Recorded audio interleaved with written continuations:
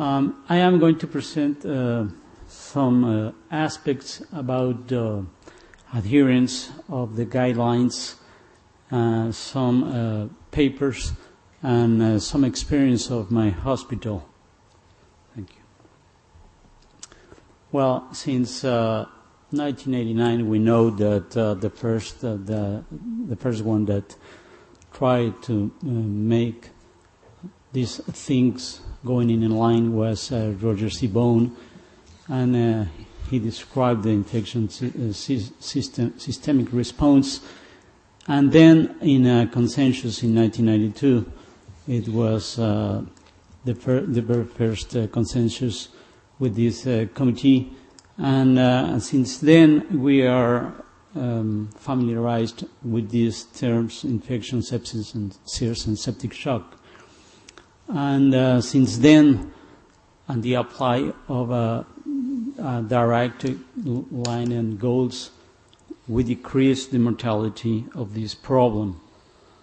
And right now, in pediatrics, we have our own consensus from 2002, and we to try to unify the criteria for observational studies, and also to evaluate the therapeutic interventions in clinical studies. This consensus helped us to make this, to make the studies and to know more about our experience. Despite this, despite we do understand the pathophysiology, or try to understand the pathophysiology of sepsis and septic shock, and improved the management, the incidence of sepsis are increasing. Maybe because we have more chronic patients in our units, and also we have more high mortality rates. So we have to do something for this. These are the International Pediatric Conference and the definitions that we have adopted, all of us. And we know that we have this problem, and we know that in our unit we will have to resolve any stage of this. Maybe in pediatric intensive care unit we saw the septic shock patients and multiple organ failure patients. In the emergency department or in a community hospital arrived the patients with SIRS, patients with sepsis. But the question is if we are ready to see these patients in our community hospitals or in emergency department.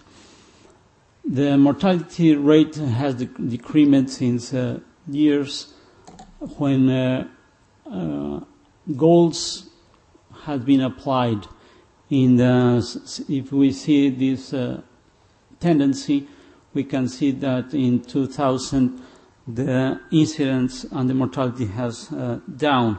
For example, in hospitals in St. Mary in London, a study was made, and they saw that incidence and the mortality was down very much when they start the volume resuscitation in the emergency room before the patients be transported, and also start peripheric inotropic before the translate. And important is that in correlance with the high mortalities, that more than one third of the patients come from the emergency rooms. They arrive in the emergency rooms, or as well as community hospitals, and they saw that the intensive care, the intensive resuscitation must begin wherever the patient is. could be in the emergency department or on the community hospitals.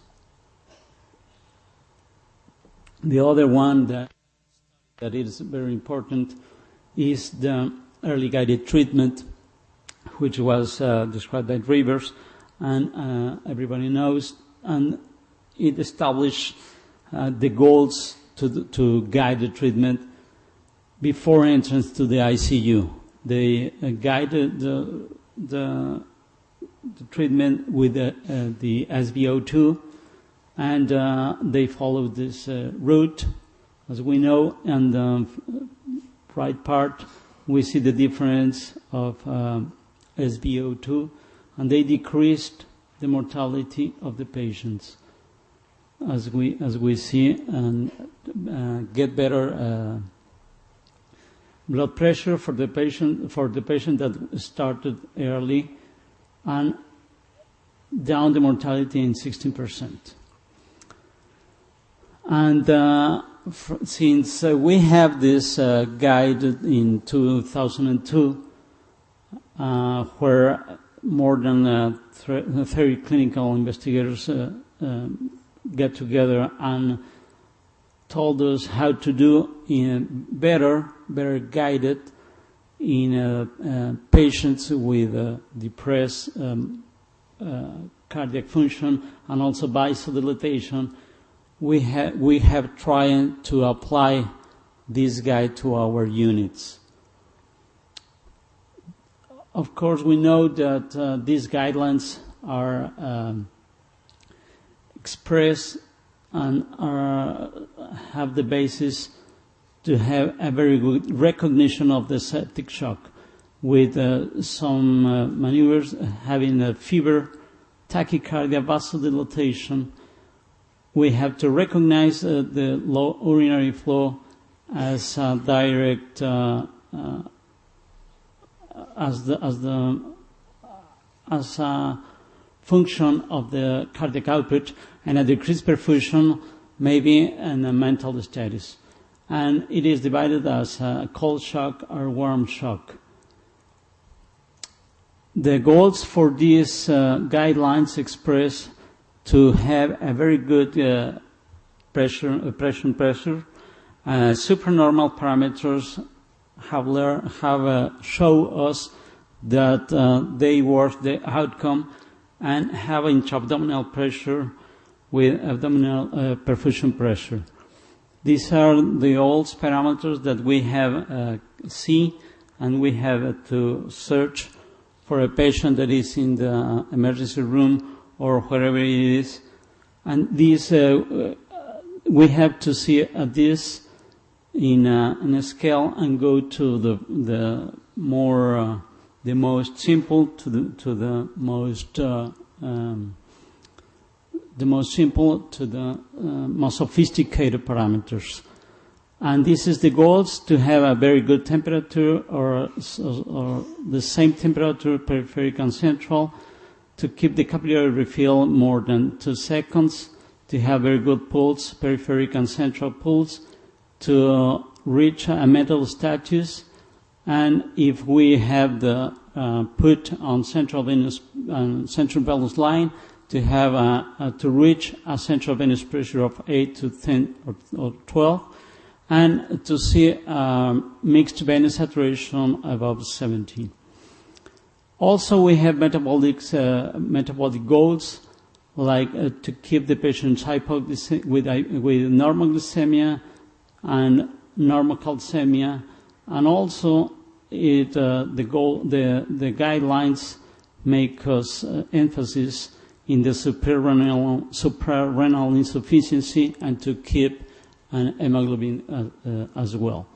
And if we have to, we will use another medications like inotropes or vasopressors.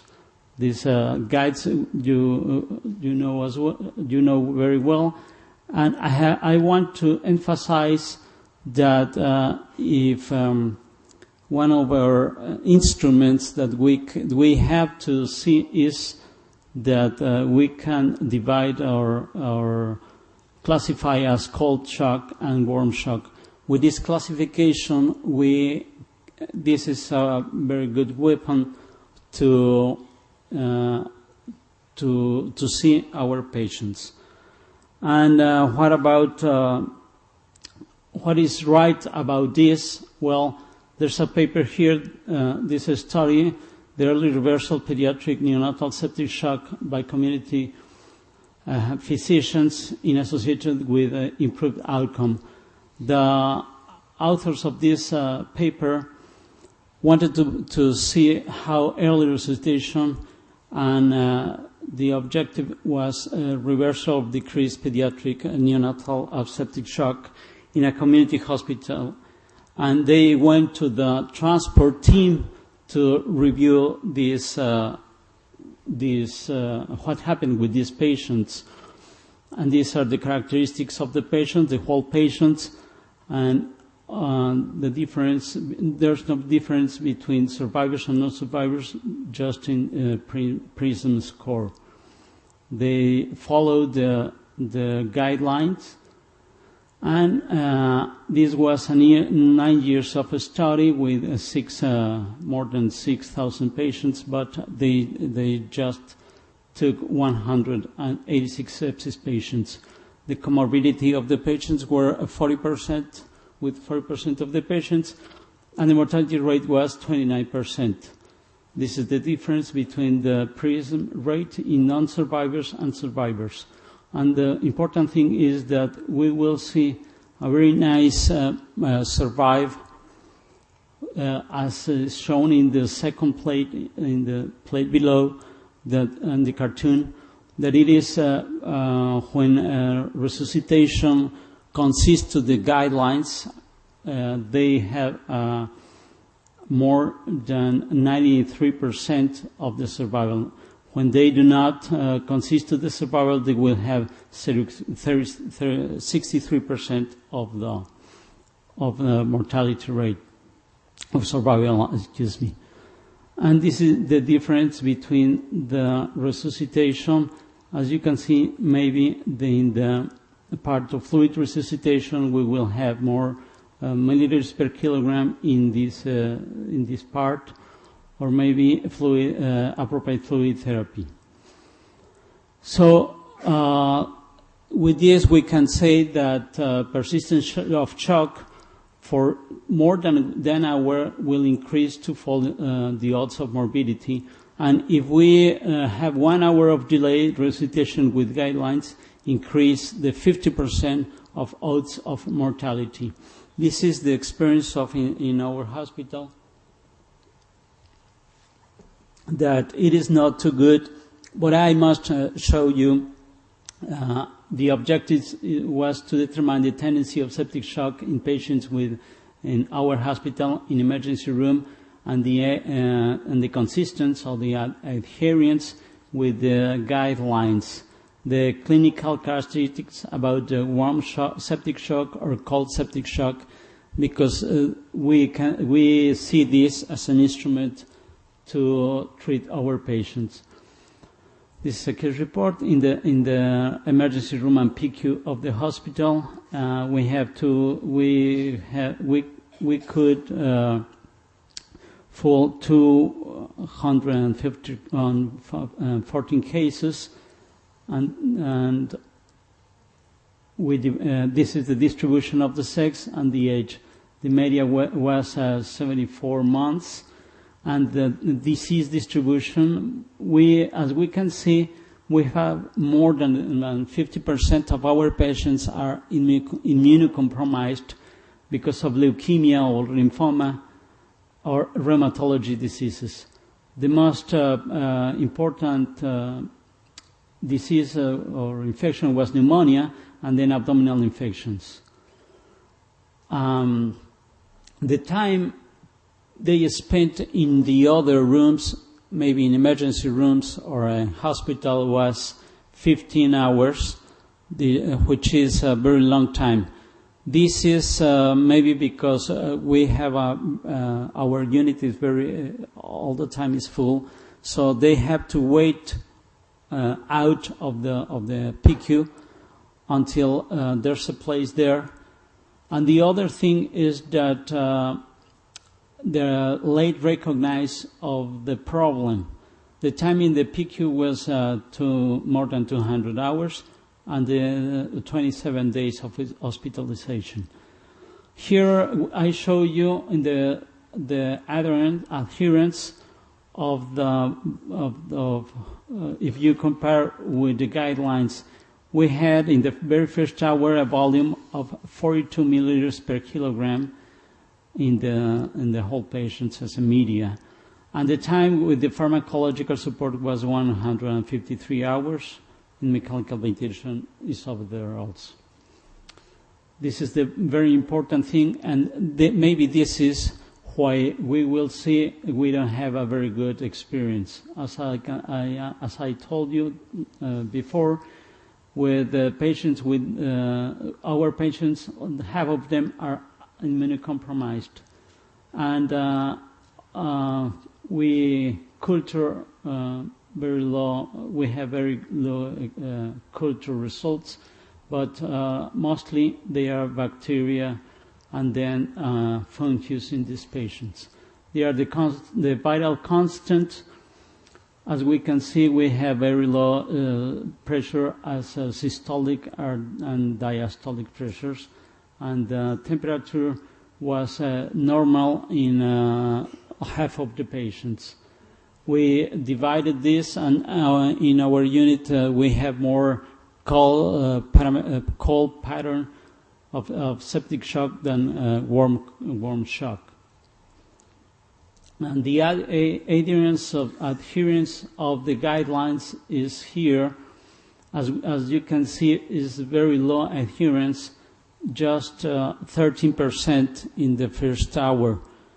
Why is that? Because, I will show you later. The treatment adherence was our response in the first hour. Pharmacology treatment was that we have 6.1 response with the opening dobutamine, and then 27 with adrenaline and norepinephrine, and no response in the first hour of 65%. What about the fluids? The fluids were just 3% of the response, and because, as I said before, we are short in fluids in the very first hour. So the adherence of pharmacological guidelines in the first hour is just 45%. And the mortality rate is very high. Then the survival rate is just 52% in the patients. The mortality rate is 64 in our patients. And the conclusion is that more than half of the patients of the emergency and PICU with sepsis and septic shock are not immunocompetent in our community, in our patients. The cold shock is more common. We have a higher mortality in cold shock than in warm shock, and very lower response in amines and fluid therapy with cold shock. And we have a very bad adherence to the in the guidelines. But the important thing is that in the group that we apply the guidelines, we have a decrement of the mortality in more or less 10%. What can we do? And that's why that's very important thing. Maybe the answer is here with this paper that this study that show us a multidisciplinary community hospital program for early and rapid resuscitation of shock in non-trauma patients. The very first time that a team of approach to the patient with shock was described was in 1967, and they tried to decrease the mortality because there's a lot of problems. maybe the lack of recognition of the problem, inadequate knowledge of the problem, and also the bad experience of the lack of experience or lack of skills keep us in the very high mortality. So they formed a team of intensivists, emergency physicians, and nurses to add to this shock program and to make goal-directed treatment with these objectives to keep an early support, to keep a ventilation whenever it is necessary, and to keep oxygenation to the patient. The other objective is a rapid infusion of volume to give the pressure requirements and the pharmacological therapy. So they educate a lot of health providers and to keep these groups, a control group and a protocol group, and treat with fluids replacement very early, respiratory supports, to keep the goals, to start on dopamine, and to transfer to the ICU as soon as possible.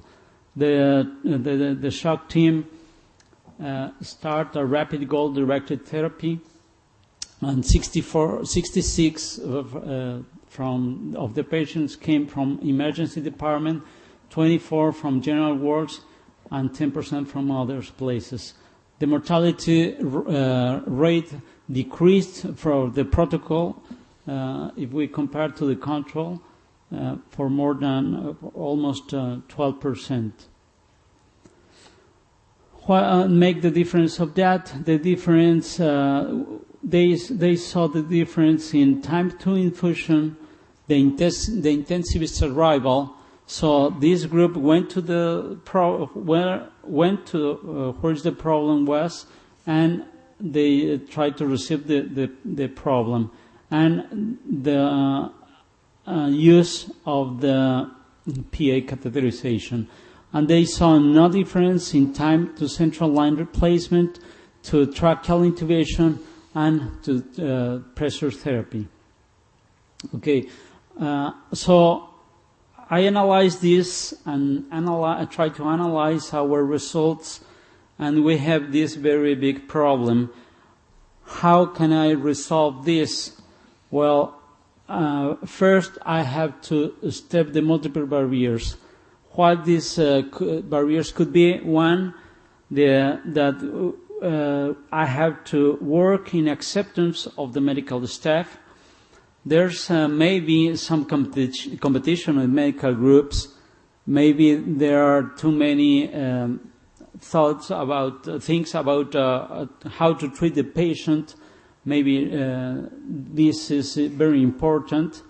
There's a lot of departments, multiple departments that try to attend the patient. There's a lot of all tendencies. And there's a problem in the articulation. And what I have to do about this? Well, I have to have an early identification of the problem. I have to educate for all health staff.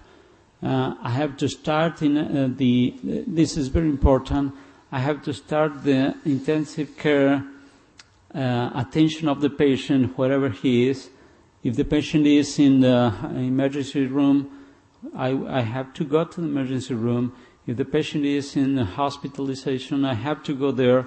And if the patient, we are a third level hospital of reference, so we receive a lot of calls trying to send the patients with us. So I will have to go to the patients and not to wait.